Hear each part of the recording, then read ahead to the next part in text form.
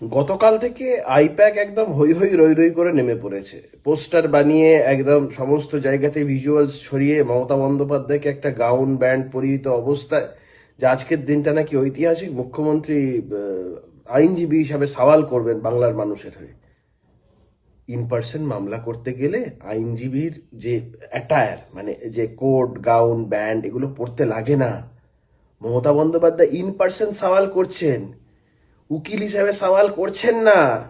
উকিল হিসাবে মমতা বন্দ্যোপাধ্যায় করা একটা এফিডেভিটের একটা মক্কেলকেও খুঁজে এনে দিক না। আচ্ছা, মমতা বন্দ্যোপাধ্যায় যদি ওকালতিতে এতটাই পাণ্ডিত্য তার থেকে থাকবে, তার ভাইপো, তার আদরের নিজের আপন ভাইপো মামলাগুলো করানোর সময় অন্য উকিল খোঁজেন কেন? নিজের বাড়িতে এত বড় উকিল আছে, পিসি পিসিকে দিয়ে মামলা করান না কেন? একটা হাস্যাস্পদ পরিস্থিতি তৈরি হচ্ছে। সুপ্রিম কোর্টের জজেরা সবাই খুব একটা গুরুগম্ভীর পরিস্থিতির মধ্যে সারাদিন থাকেন। আজকে তাদের জন্য একটা কমিক রিলিফের দিন, একটা হাসি ঠাট্টার দিন।